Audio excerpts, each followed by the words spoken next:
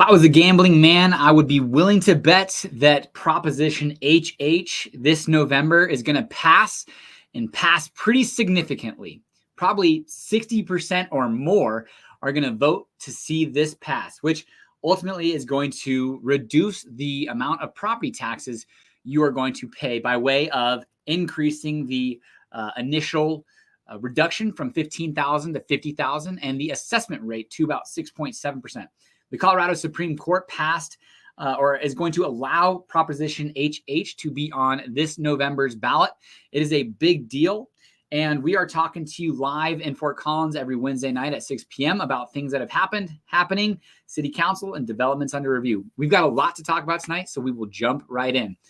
What this means for you, Proposition HH, basically on a $500,000 house, it could mean roughly about $150. So not huge, but something. The tax assessment rates will go from 6.765 to 6.7%, 15,000 to 50,000. And but it will reduce ultimately your Tabor refunds in the coming years. Homeowners are going to benefit from this pretty dramatically. And but renters will not. They will actually see in the coming years a reduction of their tax refund through Tabor, because Tabor is going to make up any shortfalls that these counties have when it comes to the property tax revenue that they would have collected. So again, what this means to you, let's go through some numbers. Currently, if you had let's say a $700,000 house, you're going to pay $4,300.76 in taxes annually. If this passes, you will pay about $4,112 in taxes. So not much on a $700,000 house, but a $500,000 house, you could expect to save roughly about $120. What is that? Really? Sorry. $200. There we go. You're going to save about $200 a year. My math was getting bad there for a second. You'll save about $200 a year. So if it passes, you'll go from paying $4,376 to $4,112 on a $700,000 house. So pretty significant. But again, renters are going to see a reduction from their current refunds, which are about $850 for an individual and $1,700 for a couple. They will see those reduced in the coming years. So, but I'm guessing with the narrative of property tax increases due to the valuations that we just all received a few months ago, it's going to pass with flying colors. So we'll definitely watch it and see that.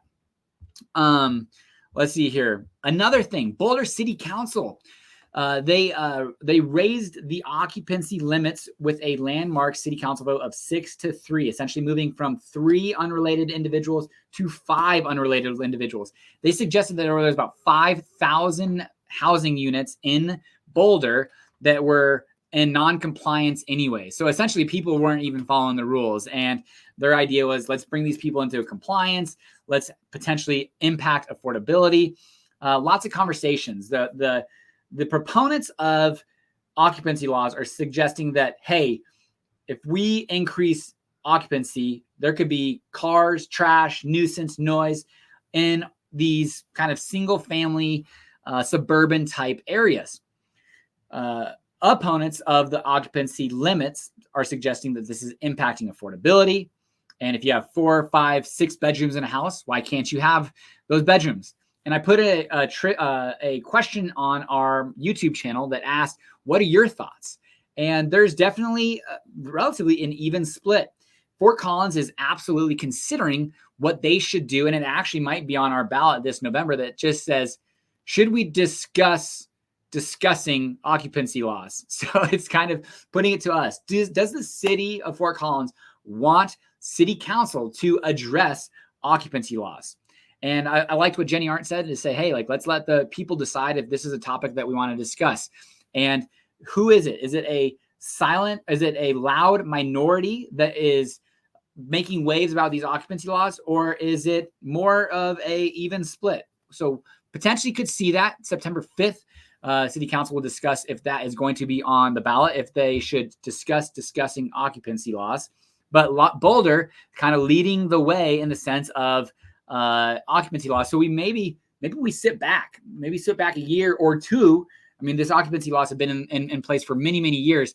So what's a year or two to see how Boulder responds, and if there is an increase in nuisance complaints and neighborhood turnover and things of that nature. So maybe we can sit back as our neighbor to the south trials 5 unrelated individuals in a house versus 3. To be seen, TBD. Bass Pro Shops is opening up Loveland, is considering, I should say, opening up a shop just south of Embassy Suites on I-25. Pretty exciting. Again, Northern Colorado continues to grow, and pros and cons of growth are, yeah, more traffic, more congestion. Maybe it's not the Mayberry that, was once the time where everybody in town knew everybody. But when you do get the growth, you get the Bass Pro Shops, you get the Costco's and the Trader Joe's, because yeah, we'll never be a 1 million person city. Our Fort Collins, population growth is expected to get to 250,000 people. But when you consider Northern Colorado, Weld County and Larimer County, we very well could reach 1 million people sooner than later. And we will see these establishments make roots in Northern Colorado because, well, they're going to have enough foot traffic to support it, enough drive traffic from Cheyenne, from Greeley, Loveland, Johnstown, Timnath, Wellington, all over the place coming to Bass Pro Shops. So we'll see what type of economic incentive City Council of Loveland gives to Bass Pro Shops, and if it in fact does come through. All right, you guys, real estate is important. Yeah, I mean, this hat is way too big. I got a tiny head already, and it's making me look like a trucker hat, but I appreciate the compliment, Izzy. Fort Collins continues to be listed in the top place of livability.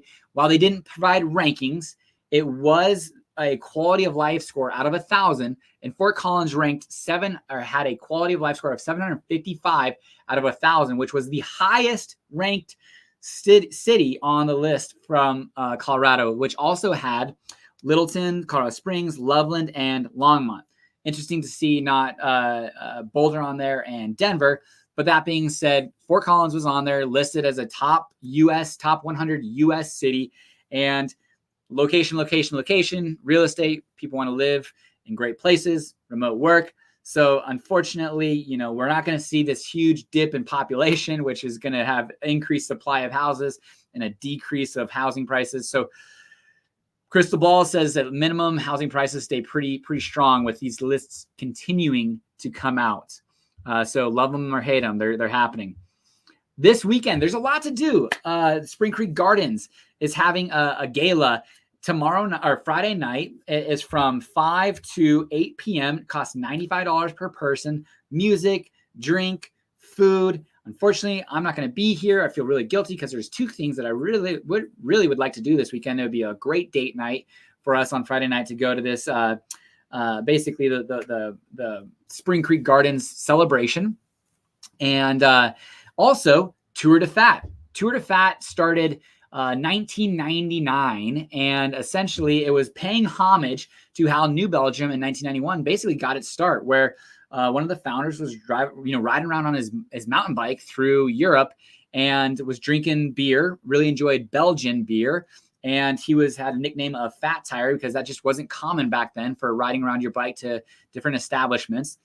Brought it back to Fort Collins. Microbrewing was, in the 80s started. Coopersmiths was one of the OGs of microbrewing, and Fort Collins became the Napa Valley of beer. And in 1999, to pay homage to how New Belgium got its start, they started Tour de Fat. And once a year, people are going to dress up on their bikes. They're going to get there, and it's going to go from Jackson Avenue and basically Mountain to basically to New Belgium. And it's going to happen, let's see here, from 9:30 is when the actual parade will start to 11:30, and New Belgium will open up at 11 a.m. So it's probably not going to take you an hour and a half to ride your bike that far, depending on your costume, because there are some very intricate costumes. If you're new to Fort Collins, definitely worth a trial. Make sure to drink a ton of water, eat a lot of food, and be prepared. I mean, if you are planning to drink, it is a long day, and you can see the trails, and it's honestly kind of dangerous too. So I hope that people really take into consideration how much they drink, if they should ride their bike, and lots of different things, because you can get, I believe, a BUI, a biking under the influence. So be very safe, be careful, but you can party at New Belgium from 11 to 7 p.m. There's going to be music, games. It's an extremely fun time. If you haven't done it, I highly recommend it, highly suggest it.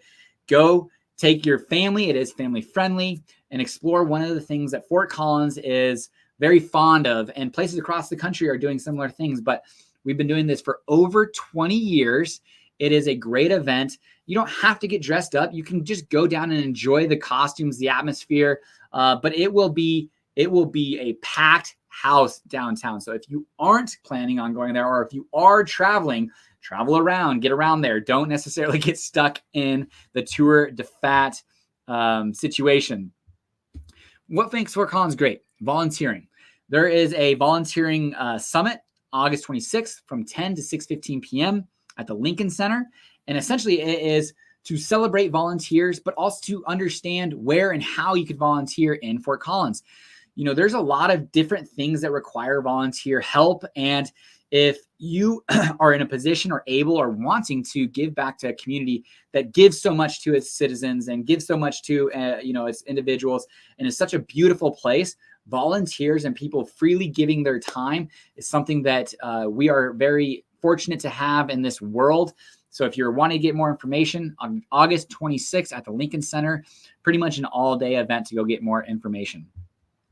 City Council, more real estate. The land use code is based. That was its final work session, and they are now going to take that to the Planning and Zoning Commission board to get kind of final touch-ups of what they should do, and they will have a first reading of the new land use code ordinance that will go in effect if it is passed, with the first reading being October 3rd. This is the entire reason I started this channel, was because it just didn't feel like enough information was readily available to people in and around Fort Collins. And so this is definitely something you're going to want to pay attention to. We've had plenty of episodes, plenty of talks about this. Biggest things that they're happening are they're trying to increase density, make the code more readable, understandable, affordability for people throughout Fort Collins, and also focus on transit or modes of transportation. All of that is being addressed. ADUs, real quick, high level. Let's go through some of the things that are going to be on there. ADUs, residential zones, but has to be 1 story and owner occupied. NCL, NCM are getting impacted. Smaller lot sizes will be able to have ADUs, duplexes, and triplexes. There's going to be a difference between 4,500 square feet on NCL, and then 6,000 for NCM could have 3plex, 4, 5, 6 units on an NCM zone. Deed restricted affordability, probably going to be between 50 to 60 years, not the 99 years that they were considering, or the 20 years that I believe that it currently is. So it's going to be a little bit more deed restrictive for affordable housing construction, but they are going to have an expedited review process of a basic development review. So you can absolutely see affordable housing projects make way quickly through the development review process, whereas the rest of projects are going to go through the same conceptual, probably entitlements, all the good stuff that is going to take plenty of time for those developers for profit to go through. But it's already what they're doing, so they're kind of used to it. So no harm, no foul on that. A little bit of a bummer because it does affect, impact pricing and things of that nature, because time is money. Let's see here. Transportation's capital and prioritization study. It's made like Fort Collins with the growth has to address its transportation, its arterial arteries. They have a goal of a vision zero, essentially no deaths or serious injuries by 2032. There was 11 people that lost their lives in 2021, but there was 332 serious crashes in 2021. And there are some big players in that. And City of Fort Collins, between the active modes of transportation, trying to get people out of their car and more into their, let's see here. Vision Zero, I'm sorry. I think Vision Zero, I'm not sure what the time period for that is, but that might be a little bit longer, because it's the active modes that they want to get 50% of people shifting their half of their use by 2032 to other than vehicles. But there are some huge projects going on. There's, the what's it called? Let's see here. I want a couple of fun projects, honestly. There is the Siphon Bike Trail Overpass At the Power Trail, there's the train that goes there kind of between Willow Springs and now what's the reserve at Timberline. There's going to be an overpass for bike and walkways there. That's going to be pretty cool. That is a $5.7 million project, and it is funded. College and Trilby intersection, which is just a nightmare, $16.6 million, and it is basically in the works. You're seeing a lot of work on South Timberline. All that to be said, we are always going to see construction, and there is over, let's see here, currently there's 15 projects that will cost $162 million that they are addressing and looking at. And currently there's 12 projects underway that are a cumulative of $70 million. So Fort Collins being listed on the livability top 100 cities in the United States increases density, population, traffic.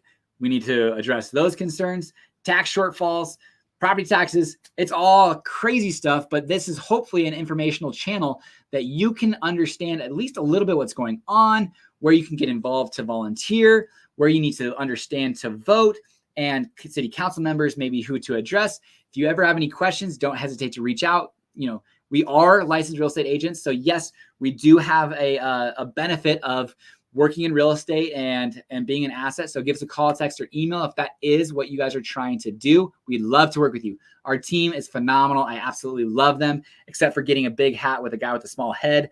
I'll look past that for now. But that being said, this is live on Wednesday. We come every Wednesday night, at least through the end of the year. We will address it at that point. And appreciate you guys watching and taking time on your Wednesday evening. Have a good night. Bye.